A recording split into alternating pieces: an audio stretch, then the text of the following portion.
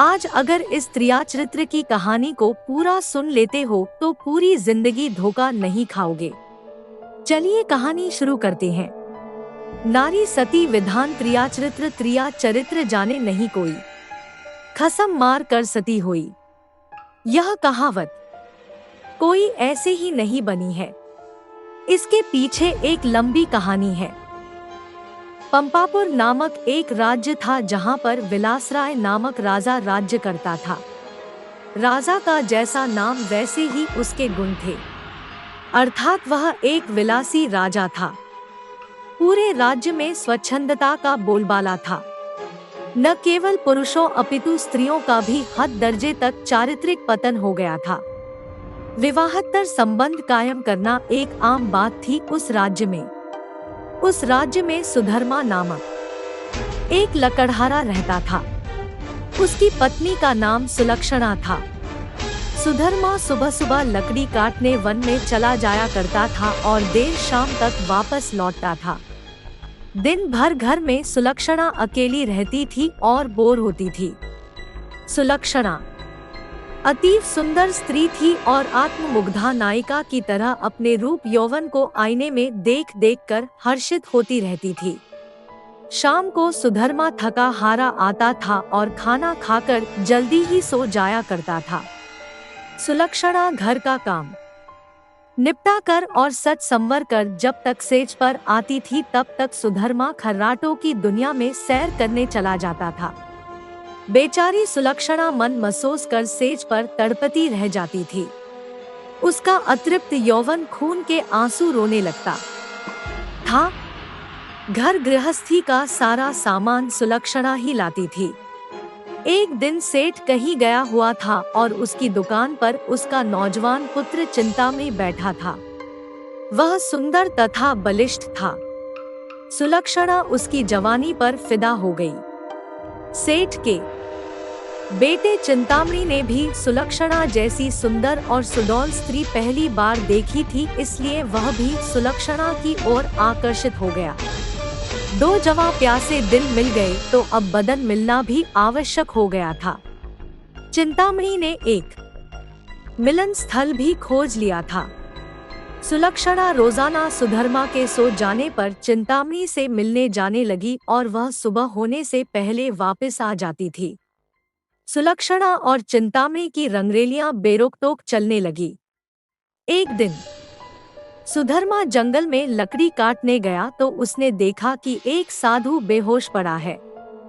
सुधर्मा ने उस साधु पर ठंडे जल के कुछ छींटे मारे तो साधु ने आंखें खोल दी। सुधर्मा ने साधु को बैठाया और ठंडा जल पिलाया तो उसमें कुछ जान आई। थोड़ी देर बाद उसे खाना भी खिलाया तो उसके बदन में थोड़ी ताजगी आ गई और वह चहलकदमी करने लग गया। सुधर्मा ने उस साधु से आग्रह किया कि कुछ दिन वह उसका आतिथ्य स्वीकार करे। सुधर्मा के आग्रह को रोक साधु महाराज टाल नहीं सके और शाम को वे साधु महाराज सुधर्मा के साथ उसके घर आ गए। साधु को देखकर सुलक्षणा के तन बदन में आग लग गई। उसे लगा कि अब उसकी चोरी पकड़ी जा सकती है, इसलिए वह साधु को घर में नहीं रखने की जिद पर अड़ गई। सुधर्मा ने उसके सामने समर्पण करते हुए कह दिया कि साधु महाराज बस 1-2 दिन ही रहेंगे। इस पर सुलक्षणा राजी हो गई। रात में सबने खाना खाया और साधु के लिए आंगन में चारपाई बिछा दी। सुधर्मा खाना खाने के तुरंत बाद ही सो गया था, लेकिन सुलक्षणा की आंखों में नींद कहाँ थी, वहाँ तो चिंतामणि की सूरत बसी हुई थी। उसका मन उड़कर चिंतामणि के पास चला गया था, मगर बदन तो सुधर्मा के घर में ही पड़ा था। यौवन को मन से ज्यादा तन की जरूरत होती है। सुलक्षणा को अपना बदन जलता हुआ महसूस होने लगा। उस आग बुझाने के लिए उसे चिंतामणि के सागर की आवश्यकता थी। सुलक्षणा उठी और उसने देखा कि सुधर्मा खर्राटे ले रहा है। तब वह साधु के पास गई। साधु भी चुपचाप लेटा था। सुलक्षणा ने उसे सोता हुआ जाना और फिर वह बन संवर कर चिंतामणि से मिलने के लिए चल दी। साधु एक अनजान व्यक्ति के घर में ठहरा था और सुलक्षणा ने उसे बड़ी मुश्किल से घर में रहने दिया था, जबकि उसने यहाँ रहने के लिए कहा ही नहीं था। सुलक्षणा के व्यवहार को देखकर दाल में जरूर कुछ काला है, साधु महाराज के मन ने कहा और वह सोचता ही रहा। इसलिए उसे नींद नहीं आई और उन दोनों के क्रियाकलाप देखता रहा। जब सुलक्षणा उसके पास आई तब वह दम साधकर चुपचाप लेटा रहा। उसने सुलक्षणा को बंद संवर कर कहीं पर जाते हुए देख लिया था, मगर वह चुपचाप पड़ा रहा। उसने यह भी देख लिया था कि भोर होने से पहले ही सुलक्षणा वापस आ गई थी। उसे अब सारा माजरा समझ में आ गया था। दूसरे दिन सुधर्मा जब जंगल से लौटा तो साधु ने उसे अपनी पत्नी से सावधान रहने को कहा और यह भी कहा कि उसकी पत्नी किसी से मिलने रात को कहीं जाती है। इस पर सुधर्मा को सुलक्षणा पर बहुत गुस्सा आया और उसने सुलक्षणा को मारा पीटा भी बहुत। उसने सुलक्षणा को एक खंभे से बांध दिया और सो गया। सुधर्मा के मकान के पड़ोस में हरिराम नाई रहता था, जिसकी पत्नी का नाम सुशीला था।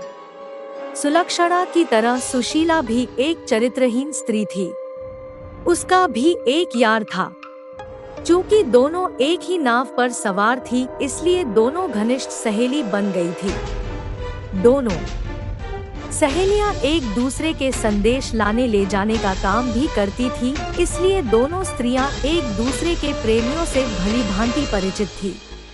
उस रात जब काफी देर तक सुलक्षणा नहीं आई तो चिंतामणि को चिंता होने लगी। वह भागा भागा सुशीला के पास आया और सुलक्षणा को बुला लाने के लिए सुशीला से कहने लगा। सुशीला सुलक्षणा के घर गई तो उसे खंभे से बंधा पाया। तब सुलक्षणा ने सारी कहानी बता दी। सुशीला ने चिंतामणि का संदेश सुलक्षणा को दिया तो सुलक्षणा ने अपने बंधे होने की मजबूरी बता दी।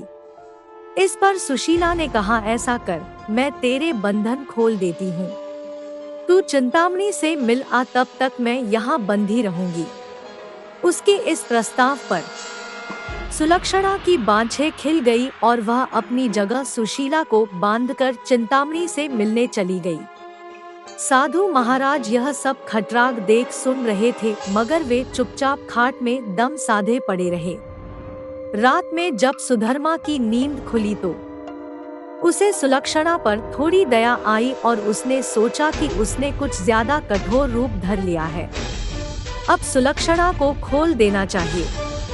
लेकिन मन ने कहा, अगर वह फिर से अपने प्रेमी से मिलने चली गई तो? अब इस सवाल का कोई जवाब नहीं था उसके पास। उसने सोचा कि इस बार यदि सुलक्षणा वचन दे दे कि वह अपने प्रेमी से मिलने नहीं जाएगी, तब वह उसे खोल सकता है। सुधर्मा ने जोर से आवाज लगाई, कलंकिनी, अगर मुझे तू यह आश्वासन दे दे कि तू उससे मिलने नहीं जाएगी तो मैं तेरे बंधन खोल दूंगा। लेकिन वहां पर तो सुलक्षणा नहीं अपितु सुशीला बंधी हुई थी। सुशीला ने सोचा कि यदि वह कुछ भी बोलेगी तो उसकी आवाज से सुधर्मा को पता चल जाएगा कि वह सुलक्षणा नहीं कोई और है, तो फिर सारा भांडा ही फूट जाएगा। इसलिए वह कुछ नहीं बोली और चुप रही।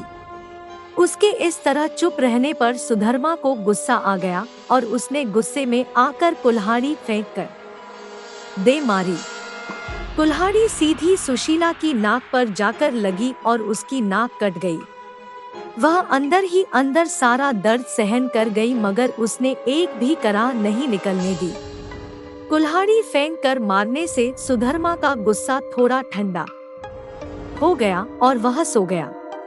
उधर सुलक्षणा आज जल्दी ही वापस आ गई और जल्दी जल्दी सुशीला के बंधन खोल डाले।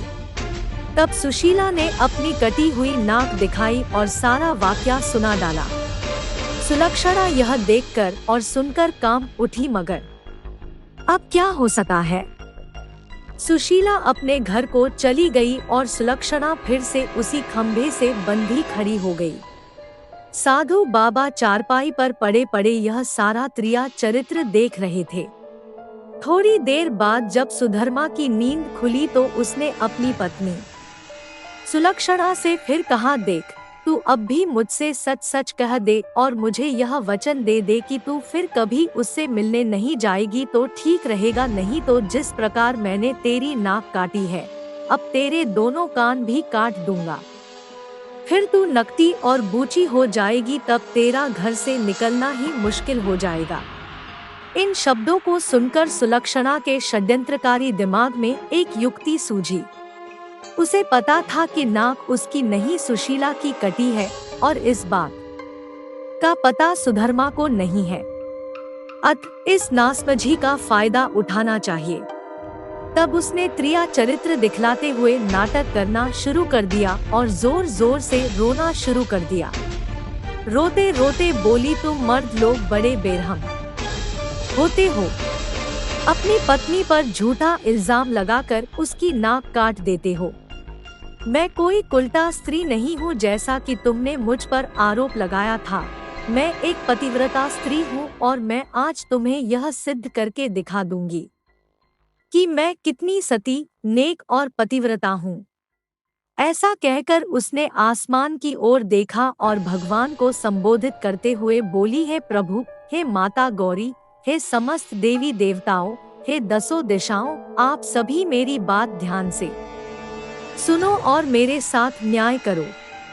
मैं यदि तन मन और वचन से एक पतिव्रता और सती स्त्री हूँ तो मेरे पति ने मुझ पर बदचलन होने का आरोप लगाकर जो मेरी नाक काटी है वह नाक फिर से जुड़ जाए और एक पतिव्रता स्त्री क्या होती है यह पूरे जग को पता चल जाए और वह ओम नमो भगवते वासुदेवाय नम का जाप करने लगी। सुधर्मा यह सब देख और सुन रहा था। अभी 3-4 बार ही मंत्र का जाप हुआ था कि सुलक्षणा चीख पड़ी, मेरी नाक जुड़ गई, मेरी नाक पहले जैसी हो गई। हे भगवान, तेरा लाख लाख शुक्र है जो तूने एक पतिव्रता स्त्री की लाज रख ली और मुझ पर बदचलन होने का झूठा आरोप जो मेरे पति ने लगाया था उसे खारिज कर दिया। मैं आपका यह उपकार जिंदगी भर नहीं भूलूंगी भगवान। और उसने नीचे धरती पर झुककर भगवान को प्रणाम किया। तब तक सुबह हो गई थी। सुधर्मा को उसकी बातों पर विश्वास नहीं हुआ, इसलिए वह उसके पास गया और उसकी नाक को छूकर देखा। वह पहले जैसी ही थी। वह सुलक्षणा को आश्चर्य से देखता ही रह गया और अपनी गलती पर पछताने लगा। उधर सुशीला ने अपने चेहरे पर एक कपड़ा इस तरह लगा लिया कि नाक दिखाई नहीं दे। सुबह होने पर नाई हरिराम अपनी दुकान जाने लगा तो उसने अपनी पेटी संभाली। उसमें एक बड़ा वाला उस्तरा नहीं था। उसने सुशीला से कहा कि बड़ा वाला उस्तरा ला दे। सुशीला नाक कटने से चिढ़ी हुई सी थी तो उसने हरिराम की तरफ एक चाकू फेंक दिया और कहा, ले, यह ले तेरा बड़ा वाला उस्तरा। बड़े वाले उस्तरे की जगह चाकू देखकर हरिराम का पारा 7वें आसमान पर चढ़ गया। उसने अपनी पेटी खोली और एक छोटा उस्तरा निकाला और उसे सुशीला की ओर फेंक कर मारा। सुशीला की चाल कामयाब हो गई। वह यही तो चाहती थी। उसने उस्तरा हाथ में पकड़ा और जोर जोर से चिल्लाने लगी, अरे मेरी नाक काट दी, हाय मेरी नाक काट दी। उसकी आवाज सुनकर अड़ोसी पड़ोसी आ गए और वहां भीड़ लग गई। लोगों ने देखा कि सुशीला की नाक कटी हुई है और उसके हाथ में एक छोटा उस्तरा है। सुशीला कहे जा रही थी कि उसके पति ने उसे बदचलन बताकर बेवजह ही उसकी नाक इस उस्तरे से काट दी है। लोगों ने सुशीला की बात सही मान ली और हरिराम नाई की खूब धुनाई कर दी। इतनी देर में राजा के सिपाही आ गए और हरिराम नाई को पकड़ कर ले गए। राजा की अदालत में मुकदमा चला। सुशीला ने स्वयं को सती सावित्री पतिव्रता बताते हुए अपने पति पर आरोप लगाया कि उसने उसे बदचलन बताकर उसकी नाक उस उस्तरे से काट ली थी। उस्तरा भी था और सुशीला की नाक भी कटी हुई थी। एक पत्नी अपने पति पर मिथ्या आरोप क्यों लगाएगी? राजा ने हरिराम नाई को दोषी मानते हुए उसे मृत्युदंड सुना दिया। इस मृत्युदंड की चर्चा पूरे राज्य में फैल गई। सुधर्मा के घर में ठहरे हुए साधु महाराज ने भी जब हरिराम नाई को मृत्युदंड की बात सुनी तब वह विचलित हो गया। उसे दोनों स्त्रियों के त्रिया चरित्र का संपूर्ण ज्ञान था, जिसकी चपेट में एक निर्दोष व्यक्ति हरिराम नाई आ रहा था और अपनी जान से हाथ धो रहा था। तब वह राजा के पास गया और संपूर्ण घटनाक्रम राजा को कह सुनाया। राजा ने सुधर्मा और सुलक्षणा को दरबार में बुलवाया और कड़क कर सारी बातें सच सच बताने के लिए कहा। तब सुलक्षणा और सुशीला ने सारी बातें सच सच बता दी और अपने स्वामी को भी बता दिया। अब मामला पूरी तरह से साफ हो चुका था। दोनों स्त्रियों का अपराध सामने आ गया था और हरिराम नाई निर्दोष सिद्ध हो गया था। इस षड्यंत्र के लिए दोनों कुलटाओं को भीषण दंड दिया जाना था, लेकिन स्त्री, बालक और साधु को मृत्युदंड नहीं दिया जा सकता है। इस शास्त्रीय विधान के अनुसार दोनों स्त्रियों के नाक कान काटकर उन्हें छोड़ दिया गया। इस पूरे वृतांत को देखकर साधु महाराज बोल पड़े, त्रिया चरित्र जाने नहीं कोई, कसम मार कर सती हुई।